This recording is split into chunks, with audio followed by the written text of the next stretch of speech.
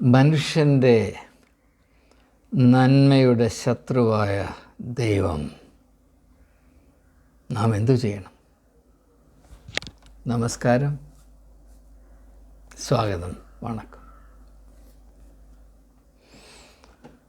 മനുഷ്യൻ്റെ നന്മയ്ക്ക് ദൈവം വിലങ്ങുതടിയാകാമോ? നിങ്ങൾ ചോദിച്ചിട്ടുണ്ടോ? പരിഗണിച്ചിട്ടുണ്ടോ? ഇത് നിങ്ങളുടെ ശ്രദ്ധയിൽപ്പെട്ടിട്ടുണ്ടോ? ഉണ്ടായിരിക്കും എന്നതാണ് എൻ്റെ പ്രതീക്ഷ. ഇത്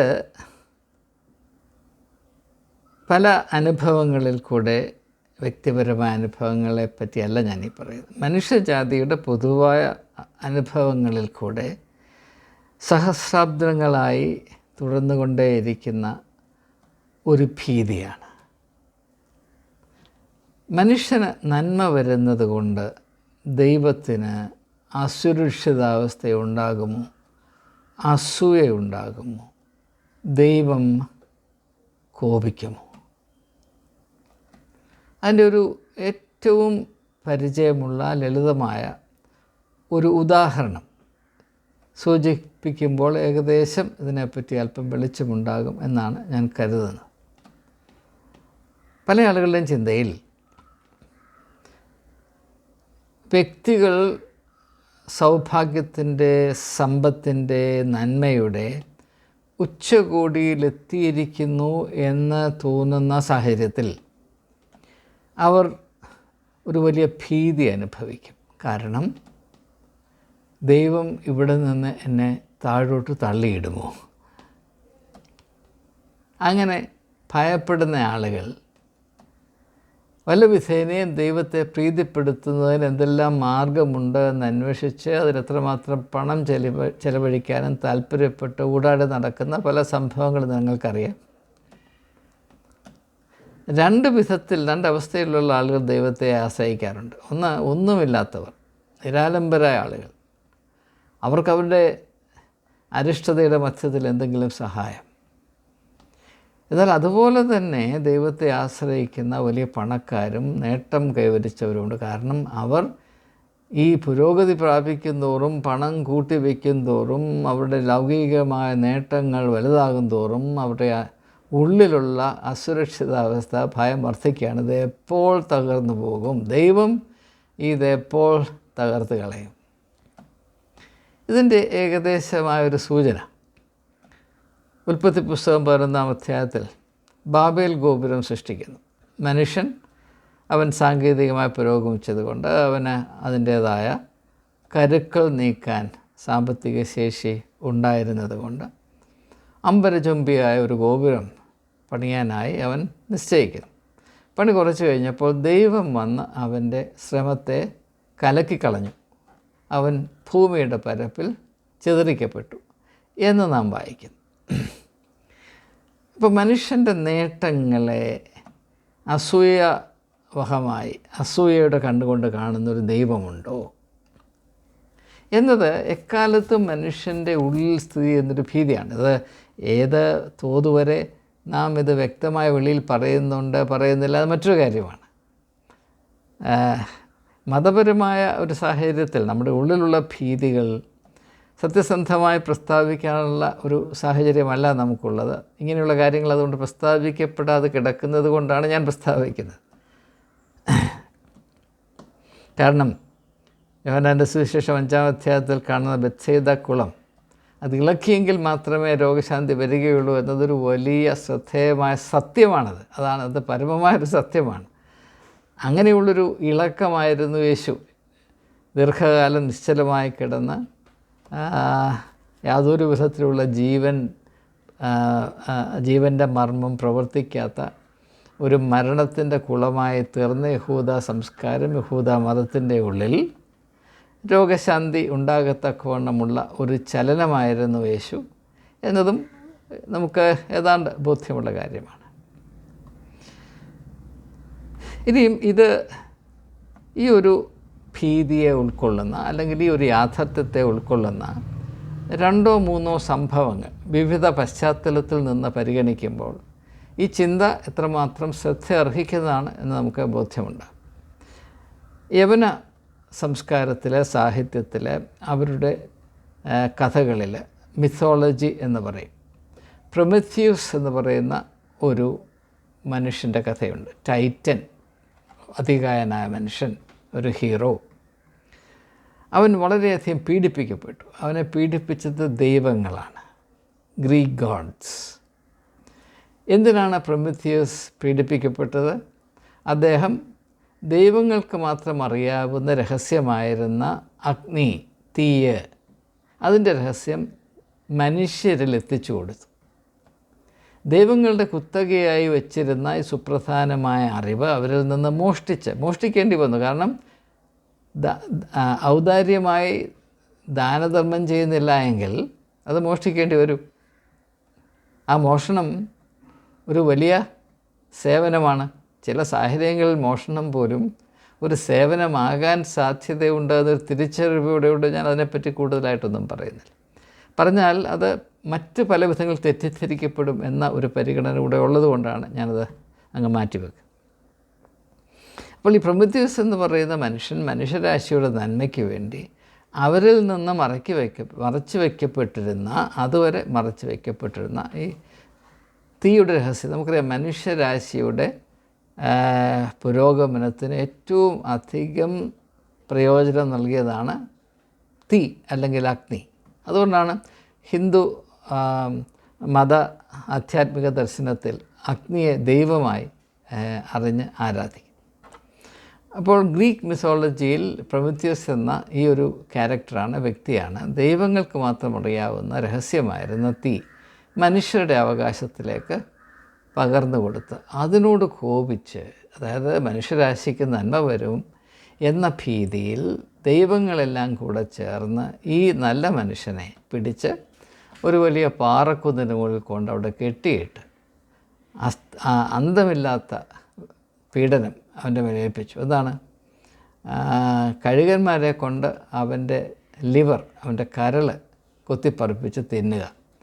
എന്നാൽ ഇത് കൊത്തിപ്പറിച്ച് തിന്നാലും തീരത്തില്ല. എത്ര കൊത്തിപ്പറിച്ച് തിന്നുന്നു അത്ര ഇത് വളർന്നുകൊണ്ടേയിരിക്കും. അപ്പോൾ അനന്തമായ ഒരു പീഡനം, കഷ്ടാനുഭവം, സഹനം. അപ്പോൾ ഇങ്ങനെ ഒരു ദർശനം, ഇതിലെന്തെങ്കിലും സത്യമുണ്ടോ? ഇത് നമുക്ക് കേരളത്തിൻ്റെ അവസ്ഥയിലേക്ക് വരുമ്പോൾ നാം ആചരിക്കുന്ന ഓണം, എല്ലാവർക്കും ഓണം വരാൻ സന്തോഷമാണ്. ഓണത്തിൻ്റെ പാട്ടുകളുണ്ട്, കൈകൊട്ടിക്കളിയുണ്ട്, തിരുവാതിരയുണ്ട്. എൻ്റെ ചെറുപ്പകാലത്തൊക്കെ വലിയ വലിയ ആഘോഷമായിരുന്നു. വടംവലിയുണ്ട്, പുലിക്കളിയുണ്ട്, പിന്നെ എല്ലാറ്റിനും ഒരു കടുകളൊക്കെയായും ഉണ്ട്. അപ്പോൾ അതൊക്കെ തിന്നുക, ഓണസദ്യ കഴിക്കുക, ഇങ്ങനെയൊക്കെ. അപ്പോൾ അതിൻ്റെ ഉള്ളിലുള്ള കഥ എന്താണ്?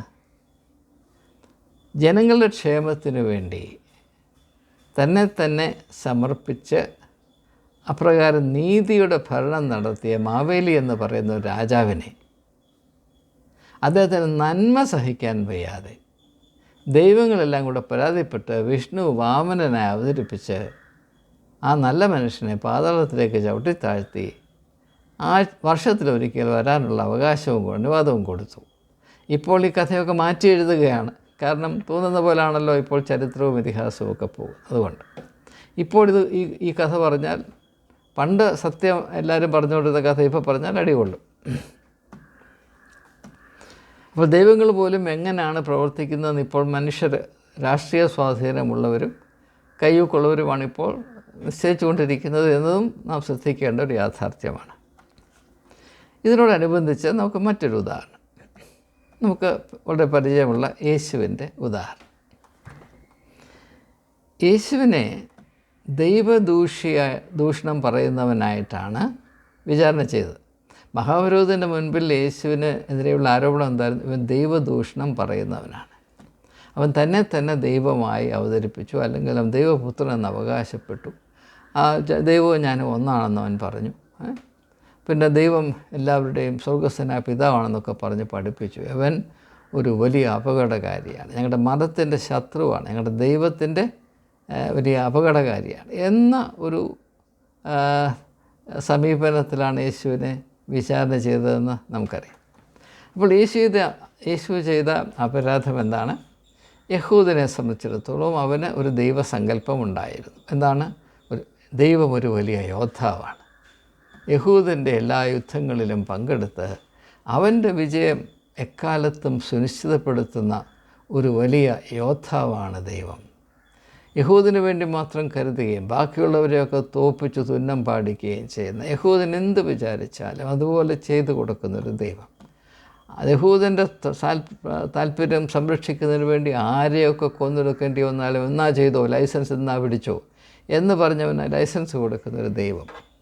ഈ ദൈവത്തെ 100% പുറന്തള്ളിയിട്ടാണ് യേശു ദൈവത്തെ എല്ലാവരുടെയും സ്വർഗസ്ഥനായ പിതാവ് എന്ന സങ്കല്പത്തിൽ അവതരിപ്പിച്ചു. അത് യഹൂദൻ്റെ ദൈവത്തോടുള്ള ഒരു വലിയ യുദ്ധപ്രഖ്യാപനമായിരുന്നുവെന്ന് യഹൂദന് മനസ്സിലായി. അതുകൊണ്ടാണ് ഇവനെ വെച്ച് ഉറപ്പിക്കാൻ ഒരു വിധത്തിലും സാധ്യമല്ല എന്ന് അവർ തീരുമാനിക്കുകയും അപ്രകാരം തന്നെ കാര്യങ്ങൾ നേടിയെടുക്കുകയും ചെയ്തത് എന്നത് നാം മനസ്സിലാക്കാം.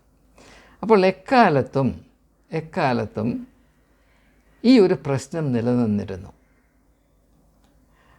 മനുഷ്യൻ്റെ നന്മ, മനുഷ്യന് ലഭിക്കേണ്ട നീതി, മനുഷ്യൻ്റെ ക്ഷേമം, മനുഷ്യൻ്റെ പുരോഗമനം, പ്രത്യേകിച്ച് മനുഷ്യത്വത്തിലേക്കുള്ള അവൻ്റെ തീർത്ഥയാത്ര, ഇവയ്ക്ക് ഒരു വിലങ്ങ് തടങ്ങായി ദൈവത്തെ അവതരിപ്പിച്ചിരുന്നു.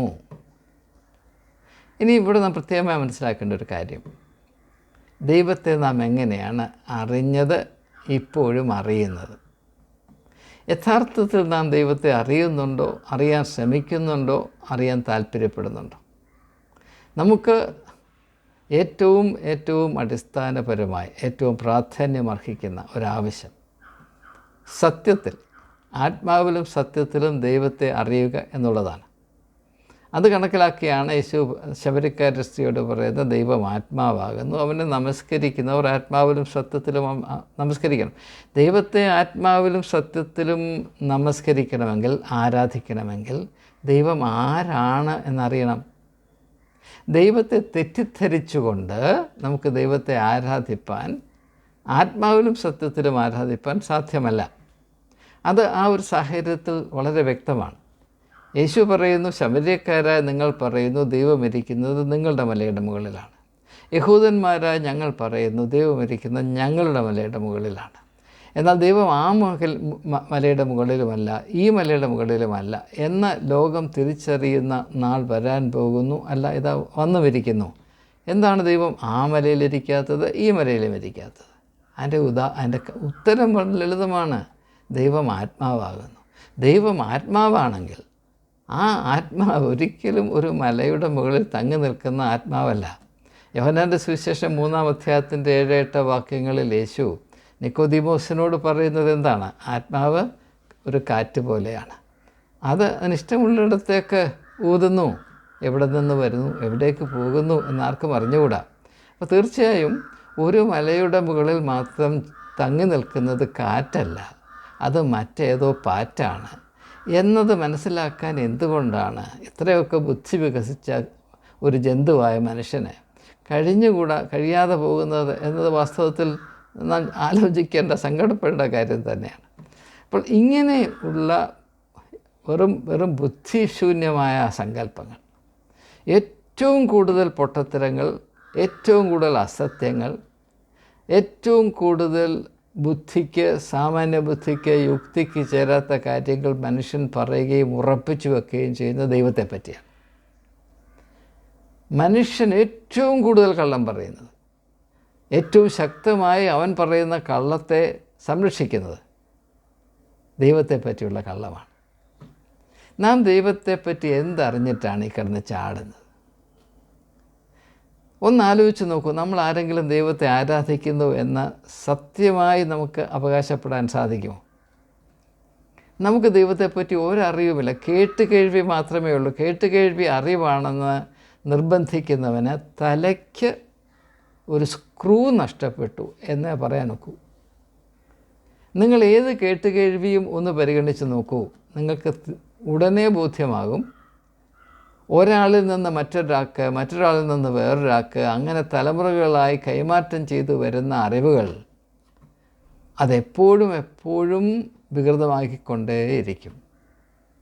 മനുഷ്യൻ്റെ ഒരു പ്രത്യേകത, അവൻ്റെ കയ്യിൽ ചെന്ന് വീഴുന്ന എല്ലാ കാര്യങ്ങളും, അവനിൽ കൂടെ മറ്റുള്ളവരിലേക്ക് പ്രവഹിക്കുന്ന എല്ലാ അറിവുകളും, അവൻ്റെ വ്യക്തിപരമായ പരിമിതികളും കോട്ടങ്ങളും അതിൽ പ്രവേശിച്ച് അതിനെ വികൃതമാക്കിയിട്ടേ അപ്പുറത്തേക്ക് പോകാൻ സാധ്യമാകുകയുള്ളൂ. ഇപ്പോൾ നിങ്ങൾ പ്രകാശത്തെ പച്ച നിറമുള്ള ഒരു കണ്ണാടിയിൽ കൂടെ, ഒരു ഗ്ലാസ്സിൽ കൂടെ, പീസ് ഓഫ് ഗ്ലാസ് കണ്ണാടിച്ചിൽ കൂടെ കടത്തി വിട്ടാൽ അത് പച്ച വെളിച്ചമായിട്ടേ അപ്പുറത്ത് കിടക്കത്തുള്ളൂ. അതേ തത്വം മനുഷ്യനെ സംബന്ധിച്ചുമുണ്ട്. അപ്പോൾ നാം എന്താണ്? പരമ്പരാഗതമായ തലമുറയായി ദൈവത്തെപ്പറ്റി കേട്ടു. ഇന്നയാൾ പറഞ്ഞു, ഇന്നയാൾ പറഞ്ഞു, ഇന്നയാൾ പറഞ്ഞു. ഈ പറഞ്ഞയാൾക്ക് എന്താണെന്ന് അറിഞ്ഞുകൂടാ. ഈ പറഞ്ഞയാളോട് പറഞ്ഞയാളിന് അനുഭവമില്ല.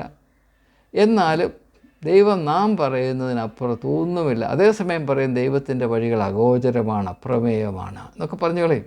പക്ഷെ അതിൻ്റെ അർത്ഥം എന്താണെന്ന് ഒരു നിമിഷം പോലും പരിഗണിക്കുകയില്ലെന്ന് മാത്രമല്ല, അതിൻ്റെ അർത്ഥം അന്വേഷിക്കണമെന്ന് ആരെങ്കിലും പറഞ്ഞാൽ ഉടനെ അവൻ്റെ നേരെ വാളും കൊണ്ട് ചാടും.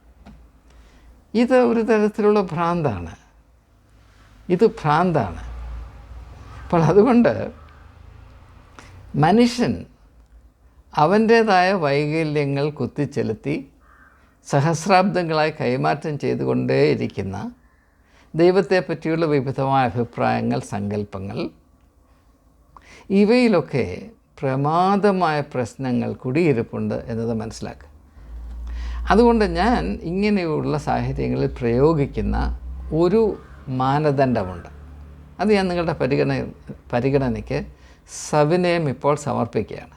അതായത് മനുഷ്യൻ്റെ നന്മയ്ക്ക്, മനുഷ്യൻ്റെ താല്പര്യം ഇങ്ങനെ നിർവഹിക്കുന്ന കാര്യമല്ല ഈ പറയുന്നത്, മനുഷ്യൻ്റെ ആത്യന്തികമായ നന്മയ്ക്ക് വിലങ്ങുതടിയായി നിൽക്കുന്ന, അല്ലെങ്കിൽ അതിനോട് ശത്രുത്വം പാലിക്കുന്ന ഒരു പ്രതിഭാസവും ദൈവികമല്ല എന്നതാണ് എൻ്റെ നിലപാട്. എനിക്കതിനെപ്പറ്റി അത് പറയാൻ യാതൊരു മടിയുമില്ല.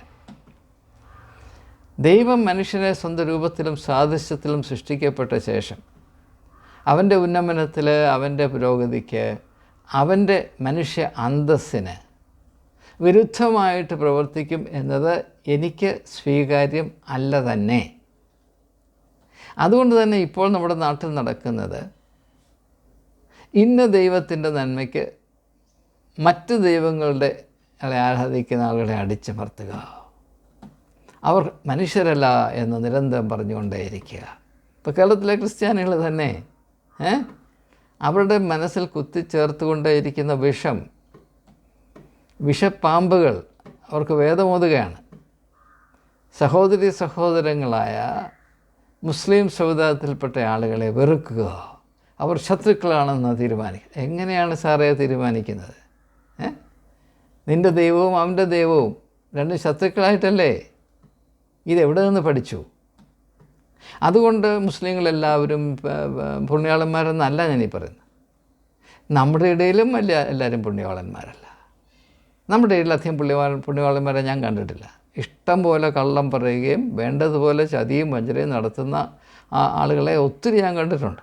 അവരൊക്കെ സ്വർഗത്തിൽ പോകാനായിട്ട് താറുകൊടുത്ത് നിൽക്കുകയാണ്. ഇതൊക്കെ അറിയാൻ വയ്യാഞ്ഞിട്ടാണോ?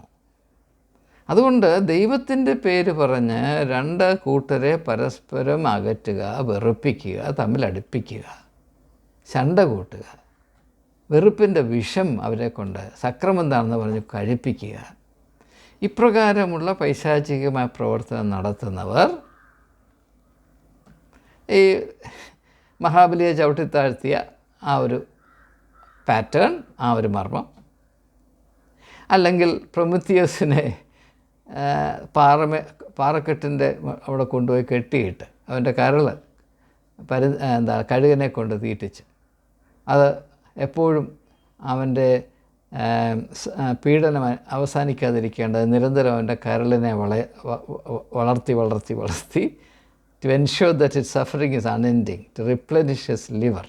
അതൊക്കെ ഒരു വലിയ ദൈവികമായ കഴിവാണെന്ന് വിശ്വസിക്കുക. പിന്നെ സത്യത്തിന് നീതിക്ക് നിൽക്കുന്ന യേശുവിനെ പിടിച്ച് കുരിശിൽ തറച്ചാൽ ദൈവത്തെ സംരക്ഷിക്കാമെന്ന് വിശ്വസിക്കുക. എൻ്റെ ദൈവത്തെ സംരക്ഷിക്കാൻ ഇറങ്ങി പുറപ്പെടുന്നവരെയാണ് നാം ഏറ്റവും കൂടുതലായി സംശയിക്കേണ്ടത്. അതുപോലെ തന്നെ ഇപ്പം കേരളത്തിൽ ക്രിസ്തുമതത്തെ സംരക്ഷിക്കാനായിട്ട് കുറേ ക്രിസംഗി എന്താണ് പറയുന്നത്, കാട്ടുപന്നികൾ ഇറങ്ങിയിട്ടുണ്ട്. എന്താണ് പറയുന്നത്, കാസ കൂസ കീസ എന്നൊക്കെ പറഞ്ഞിറങ്ങിയിട്ടുണ്ട്. ഇവനൊക്കെ ഇതുമായിട്ട് പുലബന്ധം പോലും ഇവർ പറയുന്നതാണ് അറിഞ്ഞുകൂടാ.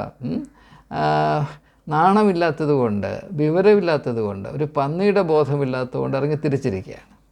അപ്പോൾ അവർക്ക് അനുഗ്രഹം കൊടുക്കാനായിട്ട് മെത്രാന്മാരും അവരെ സംരക്ഷകരായും മശിഹാമാരായും ആദരിക്കുവാനും അംഗീകരിക്കുവാനും കാത്തു നിൽക്കുന്ന കുറേ മൊണ്ണവിശ്വാസികൾ. ഇങ്ങനെ ഒരു വലിയ കോലാഹലത്തിൻ്റെ മധ്യത്തിൽ നിന്നുകൊണ്ടാണ് സംസാരിക്കുക.